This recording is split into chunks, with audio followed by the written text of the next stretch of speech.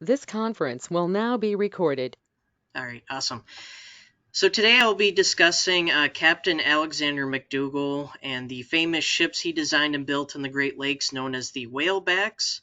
We'll be discussing the captain's background first, how he thought up his vessel designs for the Whaleback, their successes and failures, and why they didn't take over Great Lakes shipping. So, a couple things before we begin. If you guys have been to my presentations before, they are definitely education programs. So, I'm not just looking to lecture, I'm looking to have participation. So, whenever you see a learning checkpoint, which there will be about 4 in this presentation, I ask you guys to please participate. The more participation, the better. You can participate by asking questions and or answering questions in the chat box. I can actually see the chat box, so I'll be able to easily interact with everyone through there. And then please also type questions in the chat throughout the presentation, no matter what it is related to the presentation here. And I'll do my best to answer those questions at the end of each section or at the very end of the presentation. All right, so before we get to McDougall and his whalebacks, I would like to give an example of another shipbuilding idea that was ahead of its time on the Great Lakes but didn't work out as planned.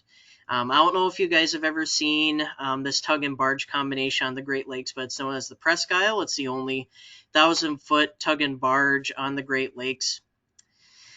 It was built in 1972 and is still sailing the lakes today, usually visiting 2 harbors to load iron or pellets. Um, the designers of the tug and barge here sought to reduce shipping costs by using 1,000-foot tug and barge to carry iron ore pellets to steel mills instead of an entire freighter.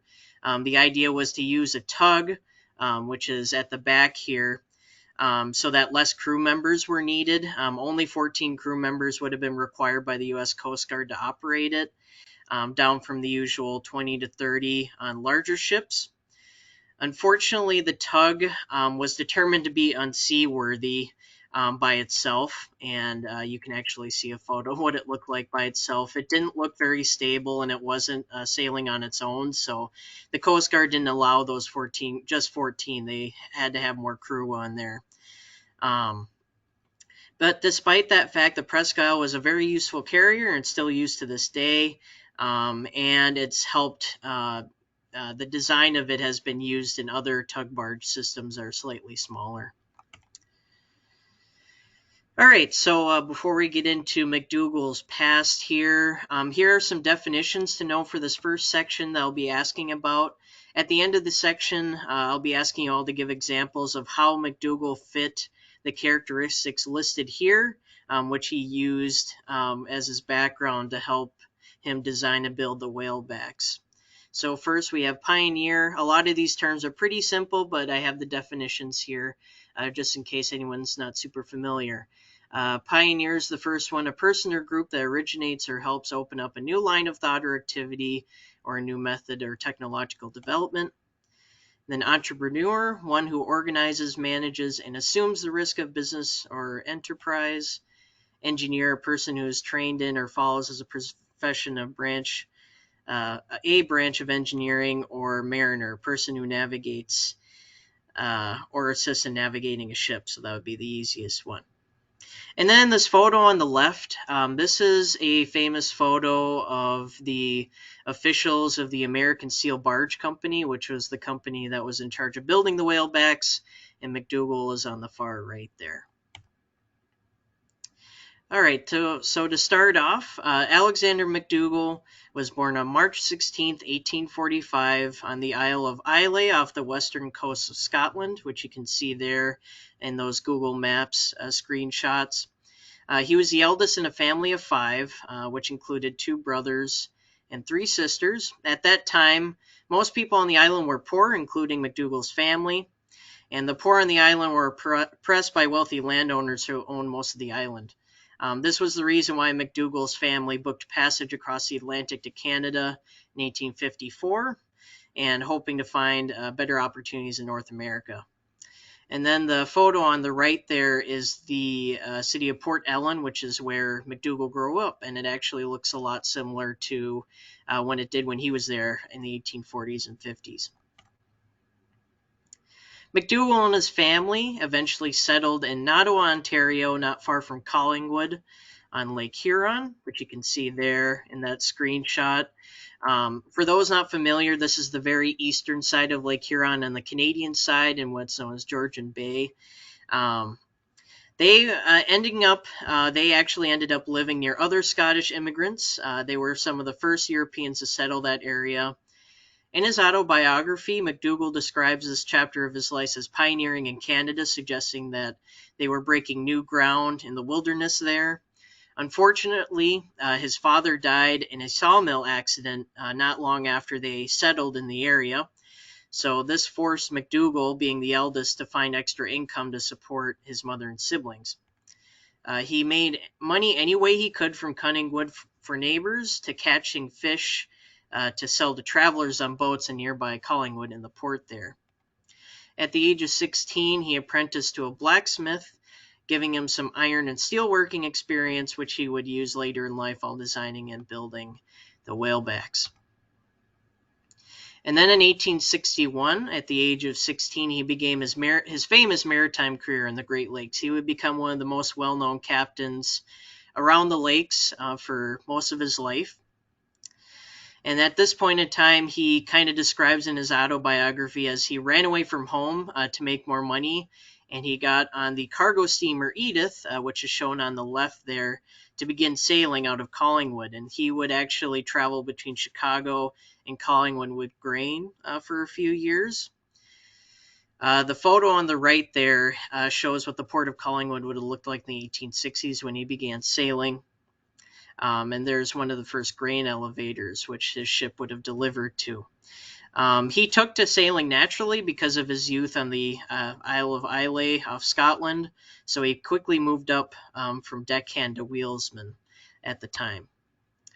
After sailing on the Edith, he began to sail on famous package freight steamers like the Ironsides and the Meteor seen on this slide that were built in the 1860s.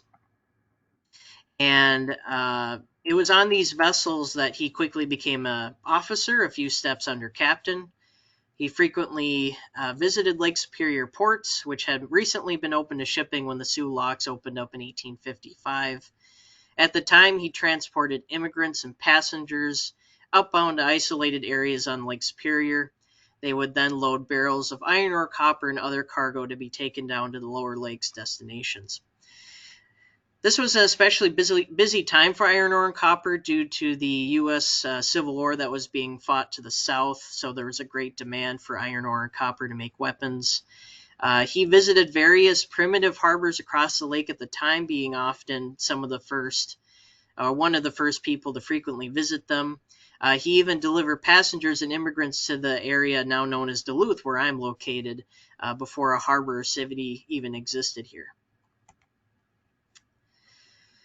And then eventually in 1870, he earned the rank of captain, which is most of everyone's goal in the Great Lakes when sailing. That is the rank of highest prestige and where you would get paid the most to operate a vessel. And when he became captain, this is actually when he gained his first shipbuilding experience. The shipping company he worked for had him oversee construction of the iron package freighter Japan in Buffalo, New York in 1870, which you can see on the left there is about 210 feet long. The Japan was one of three famous identical passenger and package freight steamers at the time, known as the triplets. The other two being named the China and India. They were very famous around the Great Lakes at the time and served for a long time, hauling passengers and package freight. Iron at the time was a newer building material on the Great Lakes, and wooden hulls, but at the time were still preferred, so it was still not too many vessels were built of iron. With help from McDougall's Whalebacks, iron and steel would become the preferred building material within the next 2 decades. The reason why wooden-hulled ships were still common was just because how plentiful forests were around the Great Lakes. It didn't make any sense to most people at the time that they should switch over to iron, which hadn't been quite tested for Great Lakes shipbuilding. As captain of the Japan, he began to visit Duluth Superior frequently. Captain McDougall did, and he decided to build a home and move his family there. And it would become his main home for basically throughout the rest of his life. He wouldn't constantly be there, but he had several homes built then after in the city. When the financial recession known as the Panic of 1873 happened, though, shipping activity slowed and he had to find other means of income. Again, there's the information there I just talked about. So during the winter months, when shipping didn't take place or when shipping slowed, he would make much money fishing for the most part, which you can see an example of that on the left of the photo of early shipping on fishing on Lake Superior. After the Panic of 1873, he established a major fishing business out of Marquette and built the fishing tun Siskiyit, which you can see there, for his business. He also made money cutting ice during the winters, which would get sent south to help in larger cities and homes to keep food cool throughout the year.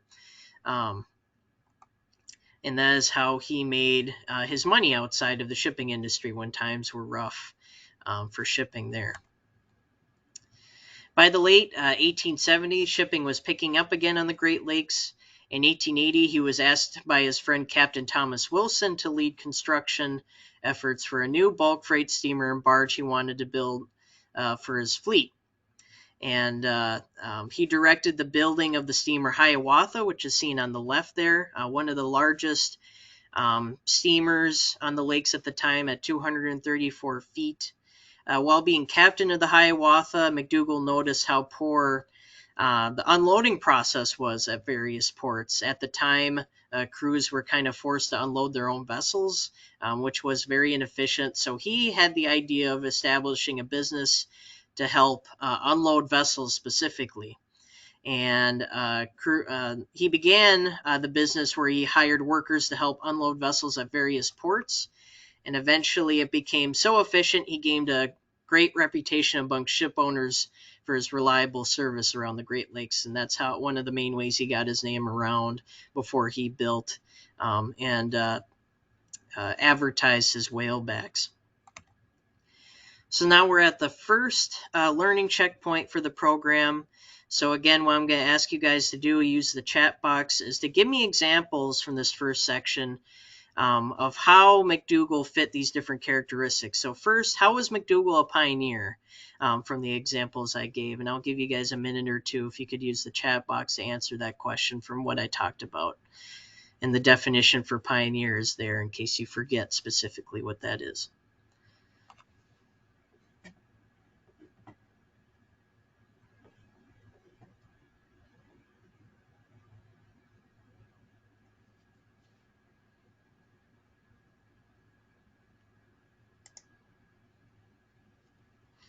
Some examples, if you guys are kind of struggling with the idea of how he was a pioneer. He was in charge of some of the first use of iron in a lot of the ships in 1870 when he became captain. He was also a pioneer in Canada when he moved there with his family. So those are kind of examples I'd be looking for. So the next question, how was McDougall an entrepreneur from what you guys could see in the first section? What kind of examples from what I just talked about would make him an entrepreneur?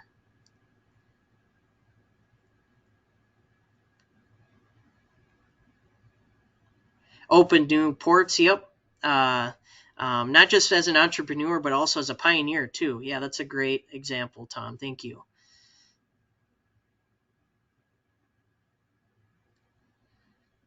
Think of all the, he went to other businesses. Yes, yep, when there's a financial panic. So he had to make money any way he could. And so as some of the examples given, he was trying to make money through fishing and cutting ice as other examples. Thank you, Ron.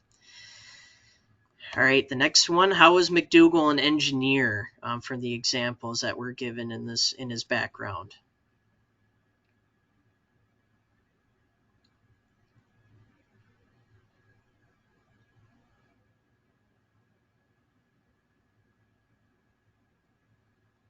This one might be a little bit tough, but there are a few examples in there of how he kind of demonstrated himself being an engineer.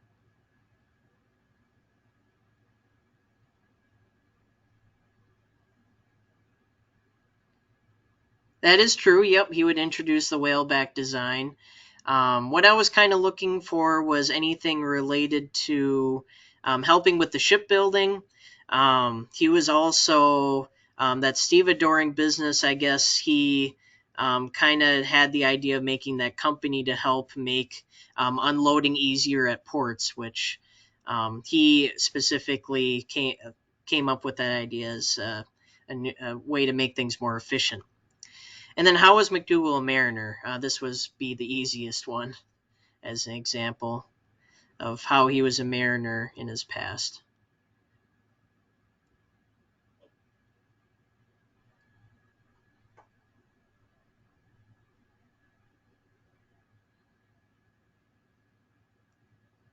And this being the easiest just because he was himself a mariner, right? So he moved up through the ranks as he began working on the ships in the 1860s through the current point, which I've stopped at about 1880. So he became captain for the last 10 years there, where we've left off.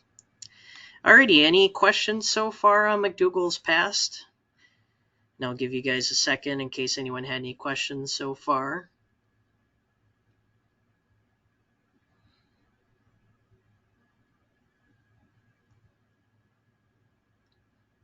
Alrighty, so I'll keep on moving here. If there was a question in there, I'll try to address it at the next section there. Alright, so moving on. How did the whaleback idea show up? Where did McDougall get that? Well, he actually got the idea to improve the consort system on the Great Lakes.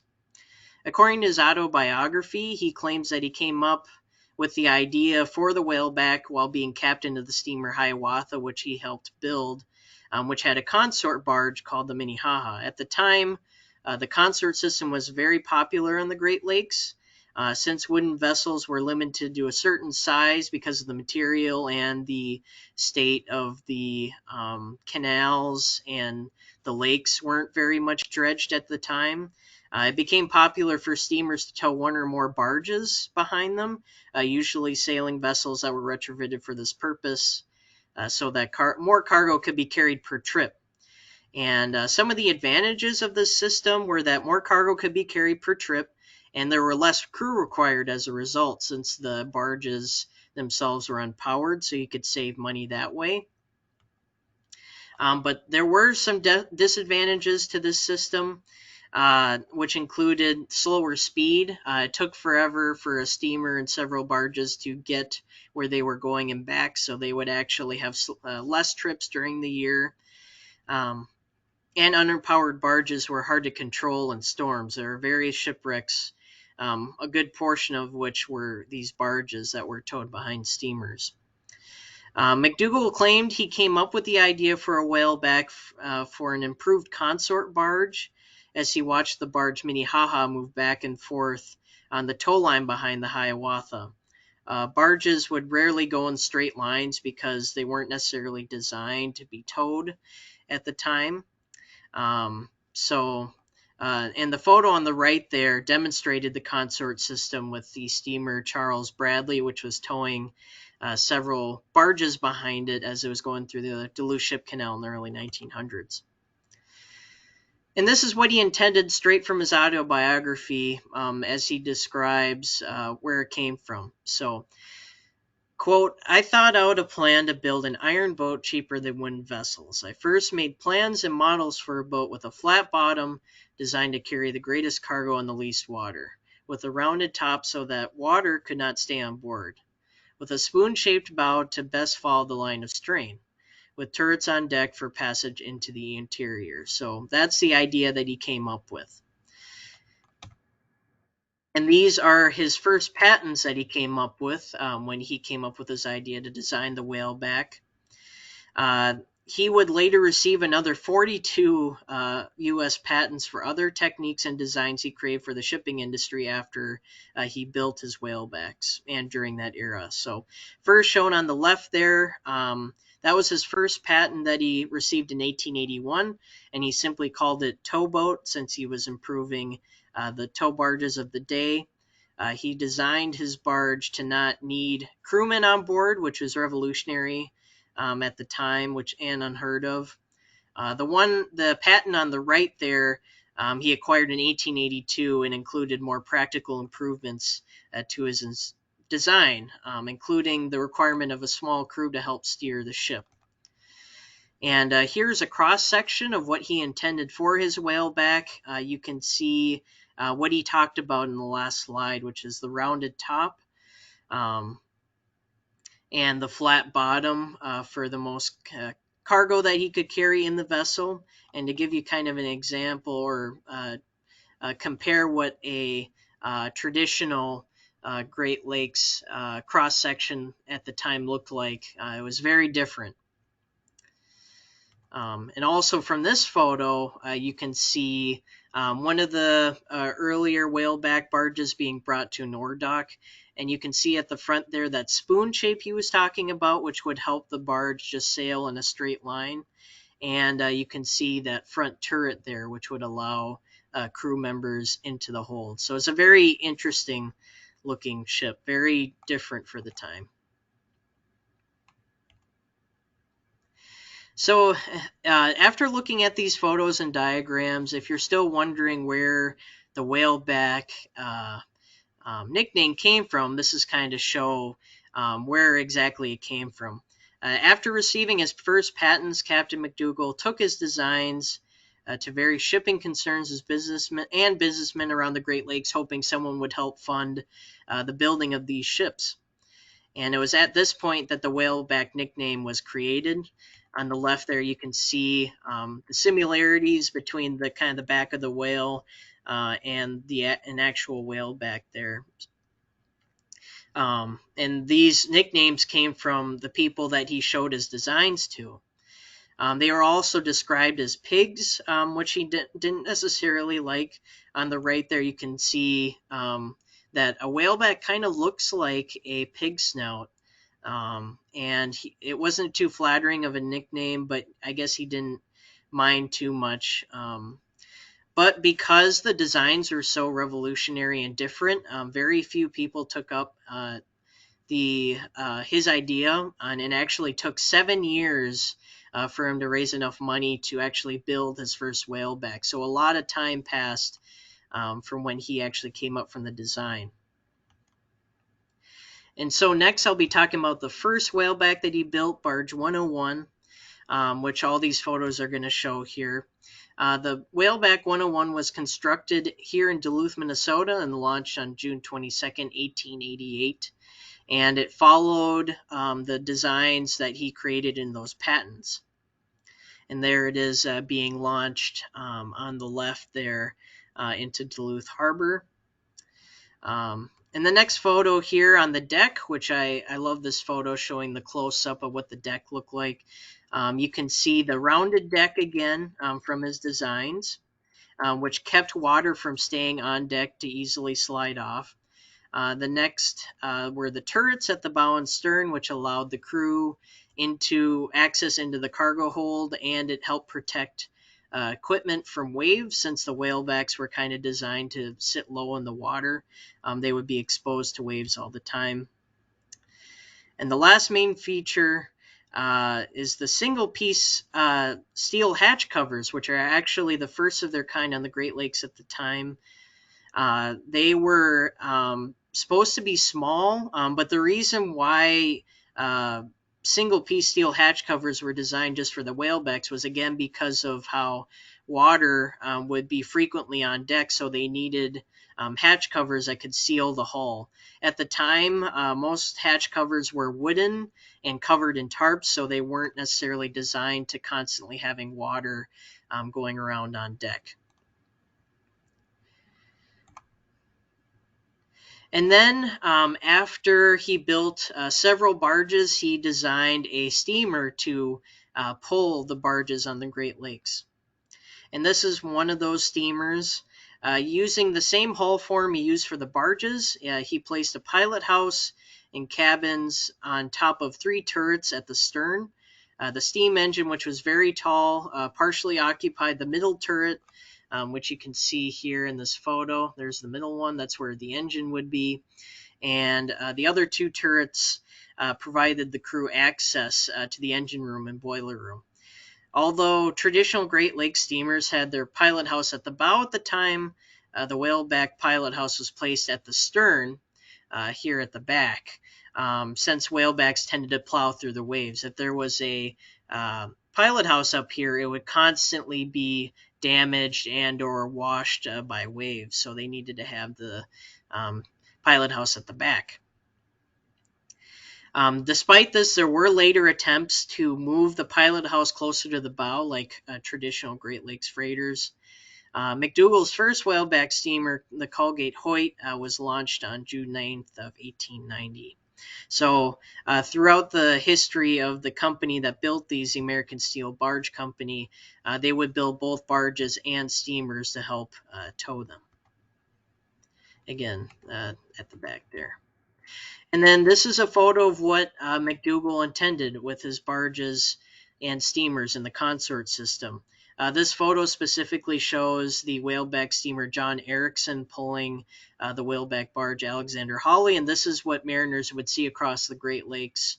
And those who first saw them were probably very confused by the design, since it was so strange compared to normal ships at the time.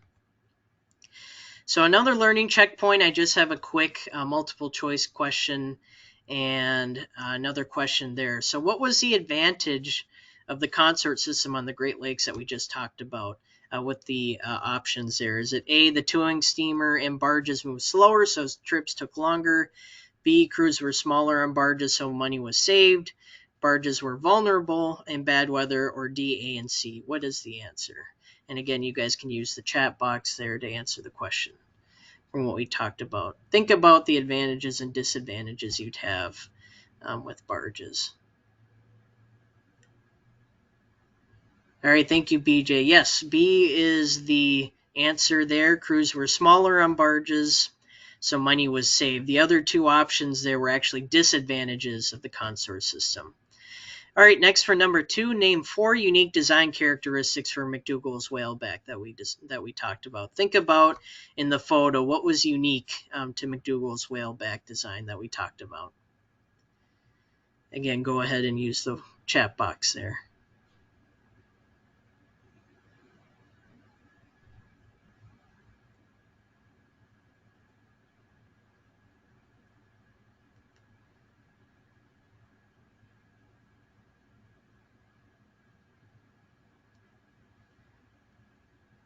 Awesome. Thank you, Eric. The rounded deck, so water would quickly roll off, as Ron mentioned there. The spoon-shaped bow, so it could be easily towed in a straight line, unlike existing barges. A flat bottom is also mentioned so that the vessel could carry more cargo efficiently. And then turrets that allow crew members access into the hull. And yes, Tom, thank you for mentioning that. The bow and stern design were very unique for the time as well. That could easily have been added to that question. Alrighty, so questions so far. Again, we just talked about how the design came up in the first whalebacks that he built. Any questions so far?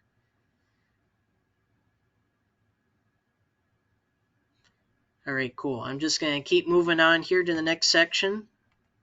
So next we'll be talking about the problems that came up with the design. The design wasn't exactly, although it was revolutionary, there's a reason why whalebacks didn't necessarily take over Great Lakes shipping at the time.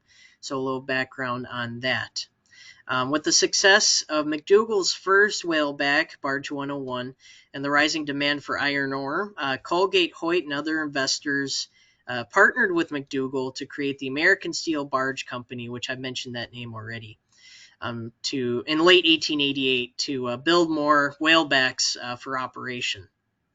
And you can actually see on the left there, that is what their shipyard looked like in Superior, where they built most of their whalebacks. Initially, McDougall started to build his whalebacks on the Duluth side, and then Superior offered land for them to for more construction on that side. And again, there's that photo on the right of American Steel barge officials inside a partially completed whaleback. The fact that the company built and operated vessels for its own use was unique at the time. It was more common to have multiple businessmen invest in a single vessel for construction and operation. And it was also more common for shipyards to sell vessels to other shipping companies. So it was one of the first companies at that time to build and operate their own vessels instead of having separate companies there. Problem with this unique business model, though, was that the American Steel Barge Company would need to keep building new vessels to keep growing their business. And that required a lot of money up front, and it took time for those ships to make the money back. So the company was constantly without cash as it kept investing and building more ships.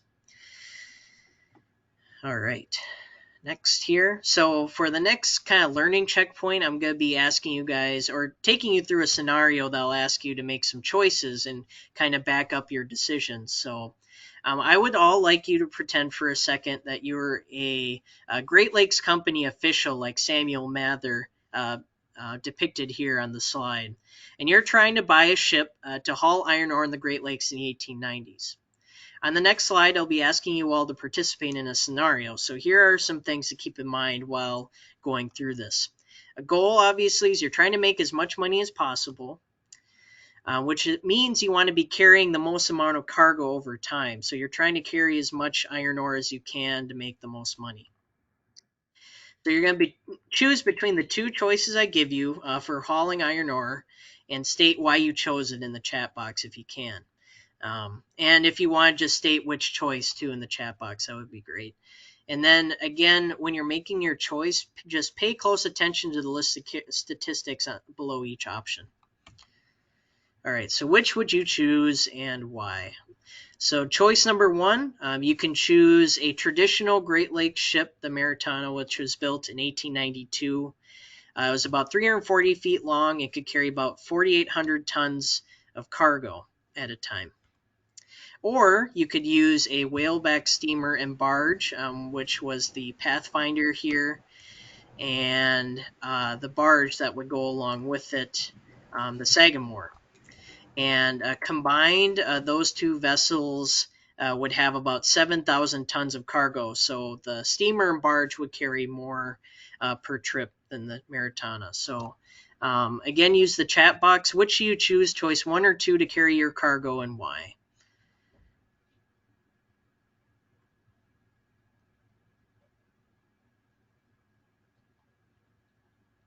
And then on the next slide, what will happen is I'll show you what happened based off of your choice to see if you made a good choice or not. Would you choose 1 or 2?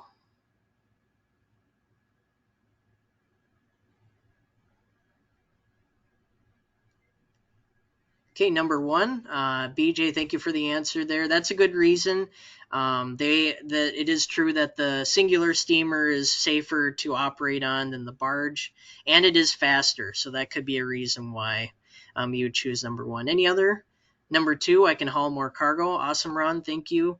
That is true. Like I said, the steamer and barge could carry more cargo per trip since it's 2 vessels in kind of 1 unit, which is how the consort system became a thing in the first place. Give it 1 more minute here if there's anyone else that'd like to give an answer.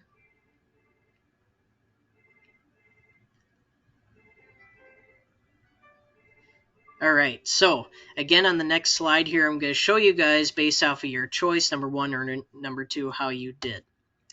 So how did your shipping option work out? Well, so if you chose the steamer Maritana on the left, your vessel would have made 20 trips during the year, and you would carry about 96,000 tons of iron ore during that year from the 20 trips. 20 trips for these ships was kind of on the higher end, but there were ships at the time that could make that many trips. And the Maritana was one of the larger ships on the Great Lakes at the time. If you chose a whaleback steamer and barge, though, your vessels would have made only 11 trips, unfortunately, and carried only 77,000 tons of cargo, which is still a lot and close to choice number one, but you'd actually make more money using the traditional Great Lakes steamer than the steel whaleback steamer and barge. So why is that? Why did the whalebacks not carry as much cargo during the year? Well, there were a few problems with the design. The main problem was that the small hatches on their decks, as we showed earlier, which they were small due to the rounded deck, which you can see on Whaleback 101, they were a problem. Unloading equipment like the brown hoist buckets of the time, which were basically cranes, they had less space and access to the cargo hold because of those smaller hatches. Traditional Great Lakes ships at the time had larger hatches than the whalebacks, so it made it relatively quicker for them to unload. And the crews also took longer removing and placing the heavy steel hatch covers that were on the whalebacks as well. Those hatch covers would eventually be replaced and improved, but for our purposes earlier on here, they were a problem. And also, there's also the simple fact that the steamer is towing a barge, so trips across the lakes back and forth would take more time since the steamer was towing something behind it instead of the Maritana, which didn't necessarily have a barge all the time, but by itself it would have been able to do more trips. Questions so far talking about potential problems that came up with the whalebacks there. Keep an eye in the chat if anyone has any quick questions so far.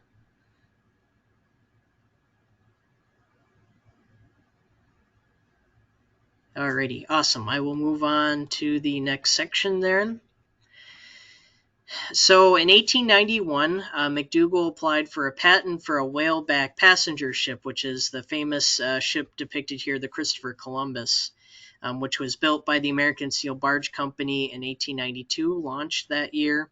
And it was mainly built to ferry passengers from the Chicago for the Chicago Columbia Exposition that was taking place the next year in 1893. McDougall and the company hoped that the vessel would advertise and attract companies to use his whaleback designs for passenger ships. But the problem with the Columbus was it was very expensive to build. Although it was a very pretty steamer, they fitted it with all the latest furnishings inside, and it ended up costing $360,000 to build, which was a lot of money at the time. The company could have used that same amount to build 5 barges on its own if they didn't build it. So it was very expensive.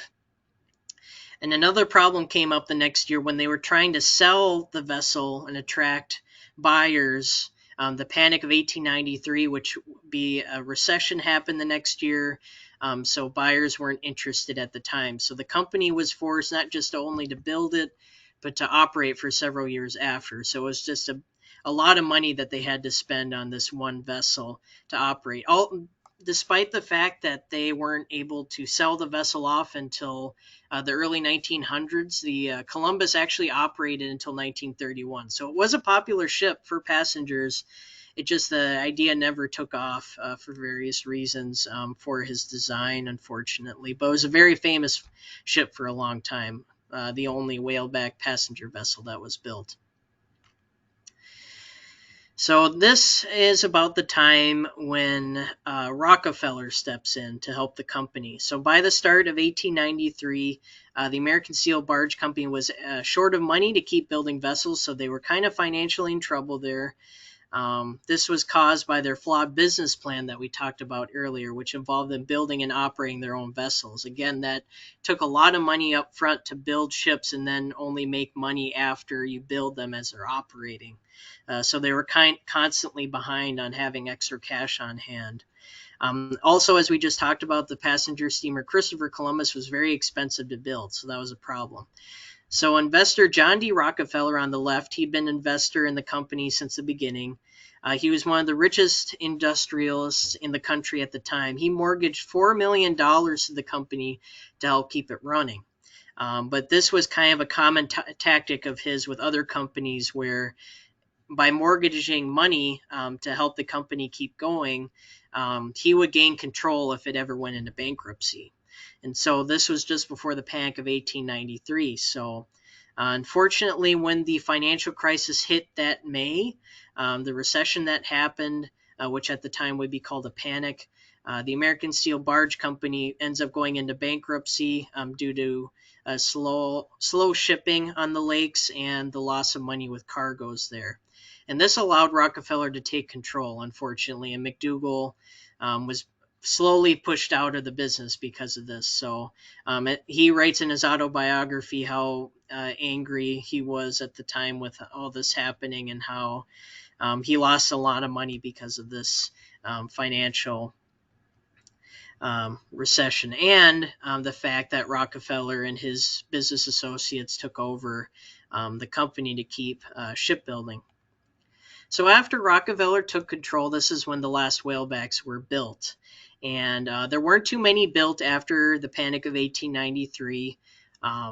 And there you can see on the slide, that is the Pathfinder that we talked about earlier in 1892. At this point, Rockefeller and his business associates looked to improve the whaleback design before they ceased building them.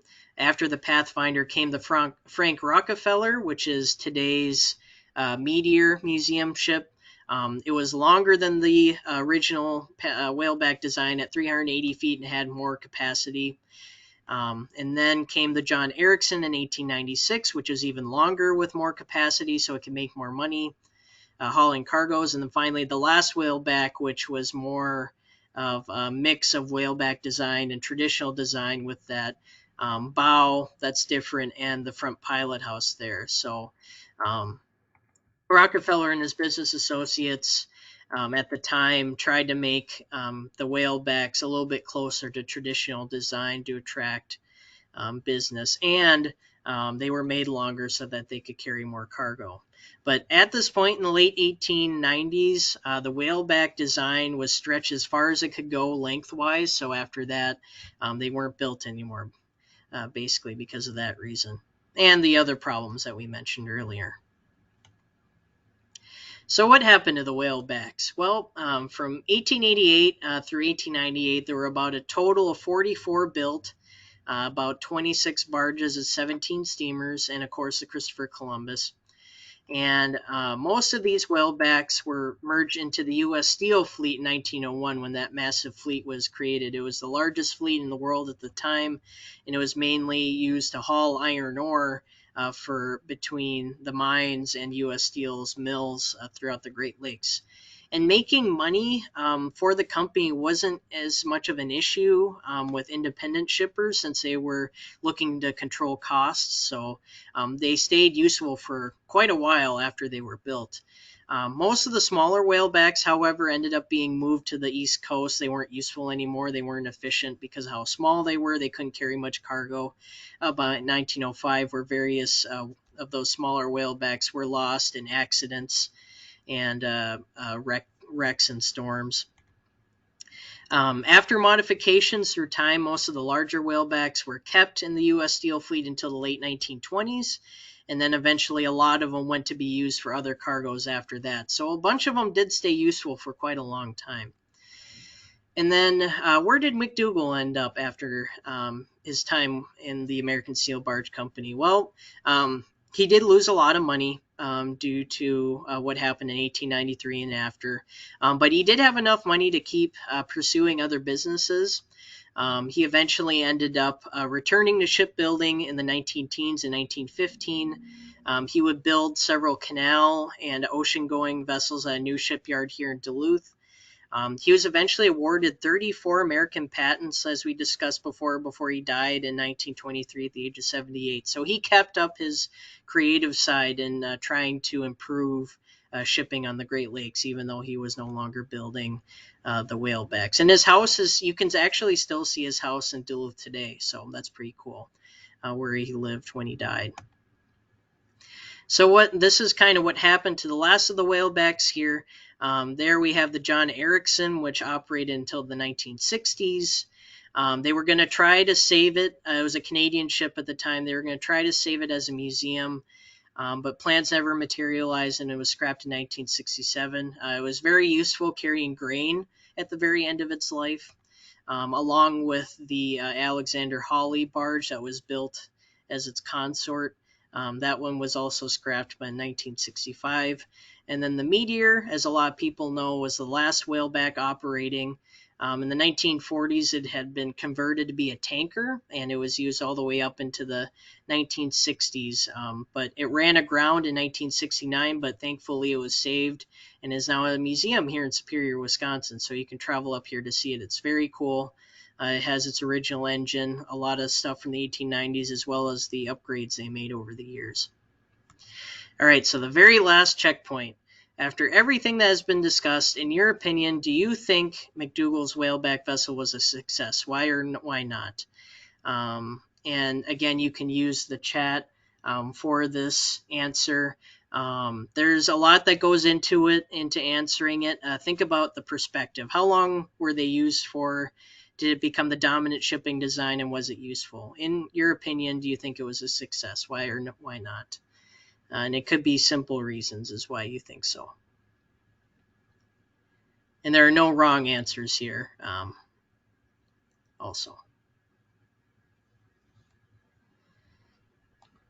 You can think about anything from the problems they had to how many that were built, the fact that they were useful for a long time after they were built, with the Meteor lasting all the way to the 60s.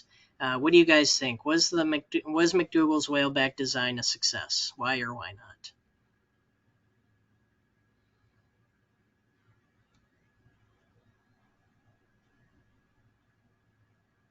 Yep, that's a fair point, Ron. You could see it as not a success due to the unloading issues and the design issues there.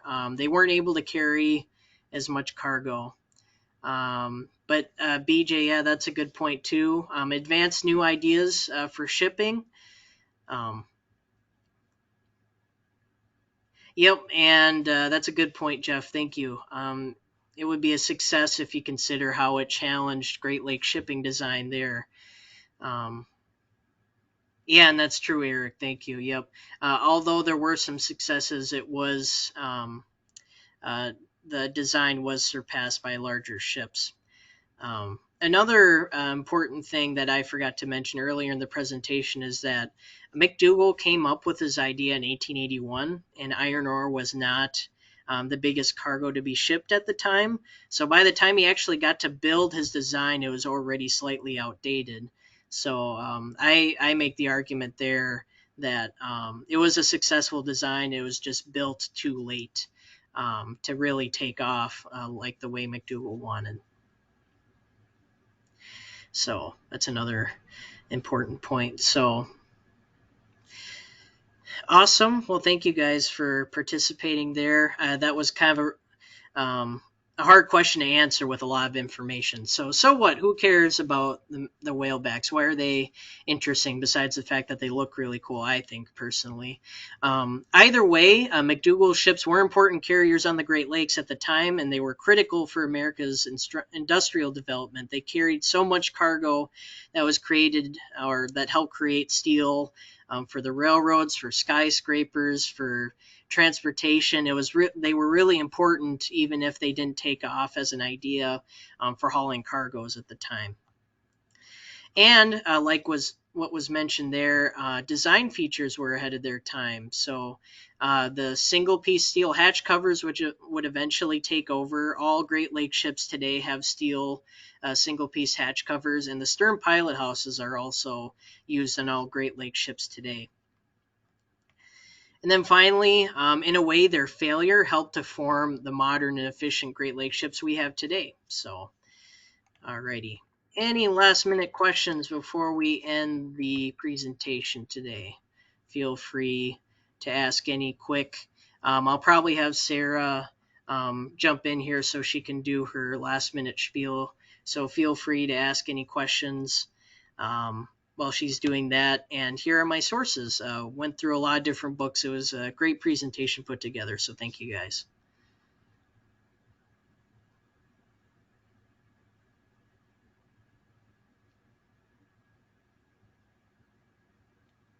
Thank you, Scott. That was a great program. I'm going to leave this up for just a few more seconds, and then I'm going to share my screen. Okay. And anyone who's left on the program is feel free to think of some questions for Scott, and we will address those in just a few minutes.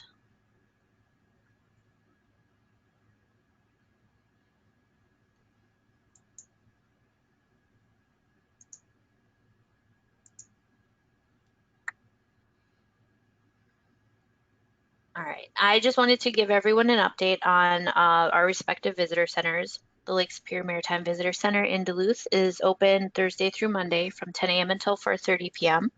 We've got virtual online tours and outdoor cell phone tours available. We also have an online gift shop at www.marinemuseumgifts.com. And over at the Sioux Locks Visitor Center in Sault Ste. Marie, Michigan, their visitor center has been temporarily closed due to some building improvements. They will be reopening on October 9th, this Saturday at 9 a.m. And then they'll be open for just one more week until they close for the season at 9 p.m. on Saturday, October 16th. So get there while you can. And then while they're closed for the season, the park and viewing platform will remain open throughout the year from 9 a.m. until 9 p.m. generally. And then I promised some information about where you can find the recorded programs if you missed any of today's program or want to check out any of our past programs. They are available at the YouTube address, which is the third one down. And if you want more information about the Detroit District, Army Corps of Engineers, their projects, you can visit the top site, or our cooperating association is the next one, and then all of our Facebook addresses, and finally our email address that you can use to, if you wanted to be put on our mailing lists or anything, or just have suggestions for future programs, feel free to send us a message through hellolsmvc.gmail.com. I'm also going to put a link on the chat for our survey that we have. It's only about 2 to 3 minutes. If you have some time to click on that and take that survey, that will help us to develop future programs, and we take that feedback seriously, and we appreciate it. Again, our next program will be on November 4th, another Thursday, the first Thursday of November. Sailing into Legend, the most baffling shipwrecks on the Great Lakes. Author Fred Stonehouse will talk to us about the French Navy minesweepers that disappeared in Lake Superior. So that should be an interesting program as well. All right, that is all I have. And I see at least one question on the chat. Yep. Go ahead, Scott. Let's see. Yeah, sorry, Sarah. I didn't mean to talk over. That's all right. Ron, yeah, that's a great question. How stable is the whaleback design? Any shipwrecks? Yeah, so I figured this would get brought up. So um, pretty much all the whalebacks are gone. A lot of them are shipwrecks today, and the Meteor is the only one left. But if you read, I wanted to point out this resource quick for anyone who's interested in more. This book here, written by C. Roger Pellet, I believe his name is. It's a recent book that was published in 2018 on the American Steel Barge Company. There's a lot of great detailed information in here. And it talks a little bit about that with the whaleback design if there are issues with it. A lot of the shipwrecks where whalebacks were lost, there were a lot of several of them lost in collisions, so that doesn't necessarily mean the design was bad. Collisions were very common amongst ships at the time. There were a lot of whalebacks that were lost on the Atlantic Ocean, which it wasn't really designed for, so there wouldn't be any issues with the design there. It was used for a purpose it wasn't designed for. And then there's also another famous example of the whaleback that was lost during the 1916, I think it was the Black Friday storm on Lake Erie. There was a whaleback that was lost. And what I was reading about in that book was that the hatch covers, which came off during the storm, were actually not designed for the whaleback. They were more conventional um, covers. So it actually had covers on it that were put after the fact that were one of the reasons why it sank. So as far as I could tell, Ron, the design was still pretty stable despite all the accidents that happened. Thanks, Eric. Yeah, that's very cool, by the way, that you're building that model. That's very cool. Any other quick questions before we sign off for today?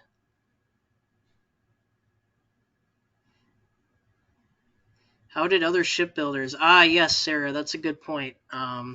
That's kind of more expanded. So, another thing that you could mention with if the whaleback was successful or not is that there were a few examples where shipbuilders tried to copy McDougall's design. Not many, but when they were popular, there were a few ships that were built with a similar design that were known as kind of the monitor type. Um, that were built in the 1890s. So some shipbuilders tried to copy his design, while others kind of stayed the course and used the conventional design that was traditional. So that's a great question, Sarah. Thanks for asking about that.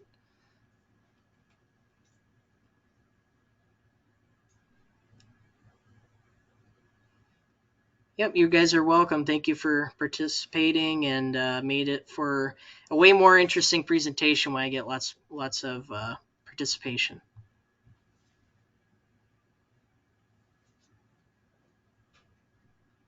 I think we'll stay on for one more minute in case people have any more last minute questions.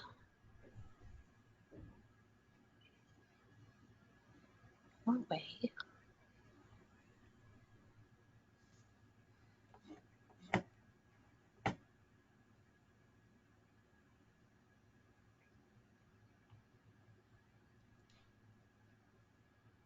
Did you happen to catch, Sarah, what that full name was? That's really cool. Someone tuned in from Norway. Yeah. Yeah, it's on the chat. I did share my presentation, and I know some of my Norwegian relatives probably saw it, but I don't recognize the name. So, do plans for these vessels still exist? Yeah. I don't. From the books I've been reading, there's a couple of models that were built for shipbuilding purposes that exist. There are plans that still exist that you can see today. I believe our specifically our paper archive at UWS, the Lake Superior Maritime Collection, has several plans for the whalebacks, and I think other collections on the Great Lakes have them as well. If that answers your question, Tom.